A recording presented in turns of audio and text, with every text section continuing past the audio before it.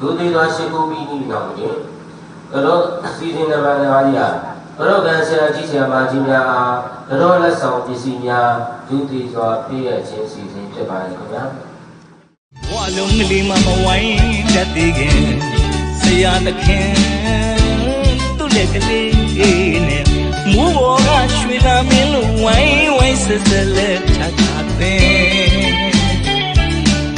ဘဝလုံးကလေးမှမဝိုင်းတတ်သေးခင်ဆရာသခင်သူ့လက်ကလေးနဲ့မိုးပေါ်ကရွှေလာမင်းလိုဝိုင်းဆက်ဆက်လက်ထပ်တာပင်ကာကြီးကဒီလိုခွာလို့ဝိညိုအောင်ကအနန္တကြီးလူရှင်ပန်းအသွင်ပညာမလာသေးဘူးဥယျာဉ်မူဘဝပြုပြင်ယူရအလားတွေဆုံးလဲဆန်းကျိုးလို့တော့ကြည့်အောင်ဘယင်းနေတော့လဲအခက်ကြီးအထင်သာနဲ့ယူလိုက်တိုင်းကတော့ချစ်တော်ရှင်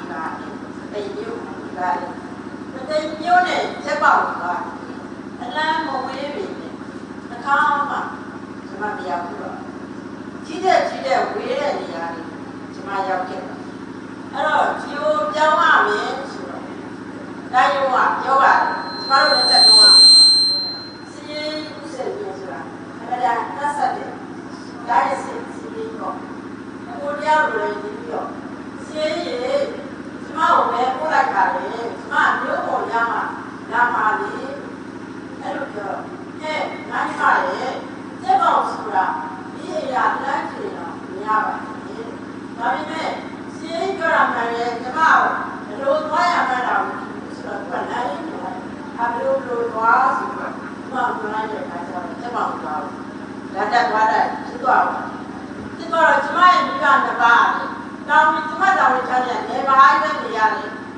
တွေကြီးလာတဲ့အခါမှာ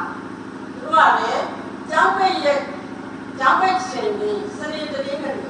စားကြည့်တယ်ပေါ့နော်အဲ့ဒါမျိုးတွေအိမ်ကိုပြန်ပြီးလာစေချင်တဲ့သဘောရှိအဲ့အိမ်မှာကျမဆွေးနွေးရတယ်ကျမတို့ကတပည့်တို့သမီးကအနေနဲ့ကျောင်းမှာဆိုခေါင်းဆောင်နော်လူကြီးတပည့်တို့ရှင်ပါလေကလေးအဲ့ဒီကိုမှတောင်းလို့ရှိတယ်ကျောင်းပိတ်ရဲ့ခုဖြစ်လို့ရှိရင်ကိုရှိရမှာကိုညရကြတယ်အဲ့လိုသူတို့နားတဲ့ဘောကပြောပြတယ်ဒါနဲ့လူကြီးဆိုတာပြည့်ရဲ့အတိုင်းပြည့်သူတို့သားပြီးတော့သူကအမြင်ငယ်ငယ်လေးပဲနေနေတော့အများအားပြန်လာဖို့တောင်းဆိုတော့ခဏခဏအေးကိုကြားတယ်ခဏခဏဆိုတာပြည့်ရဲ့တိုင်းကြားတယ်ဆရာပြောတဲ့သူရှိတော့တတိယကပြောရင်နော်အဲ့ဒါဆရာမကြီးလေကျွန်တော်တို့ရွာကတော့အခုအလယ်တန်းကျောင်းဖြစ်သွားပြီဟိုဘူရန်ကျောင်းအုပ်ကြီးရတယ်ရောက်လာတဲ့ဟာဒါလည်းမြေချင်းပေါင်းပြီးရေလောင်းပင်လေးဖြစ်လာပဲအလယ်တန်းကျောင်းလောက်ခဲ့ပြီးအခုဘက်ကအလယ်တန်းအစိုးရအလယ်တန်းကျောင်းဖြစ်သွားပြီအခုကျွန်တော်တို့လက်ထက်ဆရာမကြီးလက်ထက်မှာလေပဲအလယ်တန်းကျောင်းလိုချင်ကြပါဆိုတော့ဦးတို့လေးကြောက်ရလိုချင်တာလားဦးရလိုချင်တာလေကျမရှာရှိတာပေါ့ကော်မတီကလိုချင်တာလားကော်မတီနဲ့ကျမတဆုံးပြီကျမပြေးပဲပြောလိုက်တယ်ပြောလိုက်ပြီးအားနာပါနာနဲ့ဒီမှာလို့ဖြစ်သွားပေါ့တင်းတင်းပေါ့တက်ပြန်လို့မရဘူးဆိုပြီးတွဲပဲရဲ့ဘောပါပါမှသူရှိပြတယ်အကြမ်းပြောခန္ဓာကြီးပြပါစေနော်အဲ့တော့အဓိကပါလဲဆိုရင်ဝေကြီးဆိုတာတွဲပဲကြောင်းလုပ်ပြီးဆိုရင်တွဲပဲတင်ကိုဆရာမ900နဲ့9တဲ့ဆရာမတွေနေဖို့ထိုင်ဖို့စီစဉ်ပေးတဲ့အခါမှာလည်းလုံချုံချုံပတ်ရရှိတဲ့နေရာမျိုးကိုကော်မတီဒီတိကျကျစီစဉ်ပေးရနော်အခုအားနေတဲ့ဆိုရင်တက်ဆိုသူကဒီမှာကိုပြန်သွားမှာအစိုးရကဆရာမတော့ပြင်ပြီးနေရတယ်နော်ဒီလိုဆိုတဲ့ကိုယ်ဆုံးမလိုက်အမျိုးစုံစိတ်ကိုလျှော့လိုက်ဒီဝက်နေကြပါလေနားလေဟိုတော့လည်းဆရာပြောပါတယ်ဥပမာငားများနေလူကြီးอ่ะသူကငားများနေသူကတစ်ဖက်လက်စီးလေးကလေးပွားနေတဲ့အချိန်မှာဟိုကပေါ်လေးကမြုပ်သွားတယ်မင်းကအနားပိုင်းမပြောတယ်နေတိုင်းဟိုကပြောတယ်ငားလေးကပါလာဆိုတော့အဲ့တော့နေတိုင်းအကုသိုလ်ကြီးမိတဲ့အတွက်မင်းတို့မှာအကုသိုလ်ဖြစ်တယ်ဒါကြောင့်ဆရာအခုပြောရတာလေးကိုမှတ်တာပါနော်အတင်းစကားမပြောနဲ့အတင်းစကားပြောတာနားမတော်နဲ့နော်နောက်တစ်ခါအကုသိုလ်များမကြည့်နဲ့နောက်ခုနကတော့မှဆရာကတော့တဲ့ခံထဲမှာကလေးမလေးတယောက်ကလာပြီးတော့ပြောလို့အဲ့ဒါလေးနဲ့တတိယလို့ခဏလေးပြောလိုက်ပါဦးမယ်နော်အဲ့ဒါပါလေဆိုတော့ဘိုးတော်ဆရာတော်ဒီမှာအခုစာရေးဆရာကြီးတော့ဆရာကြီးတို့ပသိမဟောပြောပဲလို့သူပြောတဲ့အားလေးကိုအဲ့ကလေးမလေးကမှတ်မိနေဆရာကိုပြန်ပြောတယ်အခုသားတို့သမီးတို့လူကြီးရဲ့ကုန်ဖြစ်တဲ့အတွက်ဆရာဟောတော့ပြောတယ်လူအတက်ကလေးနဲ့အစင်းလေးနဲ့ပေါ့နော်သူကတတိယတဲအိမ်လေးနဲ့နေတဲ့မိဘ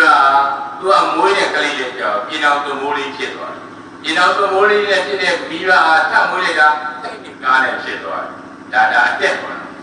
တိုက်တဲ့ကားနဲ့မွေးတဲ့မိဘကအဲ့မွေးတဲ့ကလေးလေးတွေကအသုံးမကျတော့ပြင်အောင်သွမိုးဖြစ်သွားတယ်ပြင်အောင်သွမိုးဖြစ်တဲ့ကလေးကအသုံးကျတော့ဝါနဲ့တနည်းနဲ့အိမ်လေးဖြစ်သွားတယ်အဲ့တော့ပြောနေတာ